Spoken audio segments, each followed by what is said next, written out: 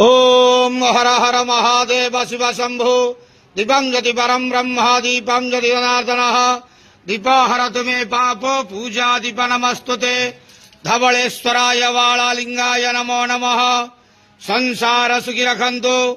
आज मलमास ज्येष्ठ मासर शुभ बुधवार समस्त श्रद्धालु भक्त मान को आश्रीपद करंतु मनस्कामना पूर्ण करंतु कर्म क्षेत्रोन्नति करंतु ग्रहरिष्ट खंडन करंतु जगतर मंगल करंतु विश्वर कल्याण करंतु आपणकर नाम प्रकाश करंतु सेवकर डाक श्रवण करंतु समस्त ग्वावसा भक्त मानकर मनस्कामना पूर्ण करंतु।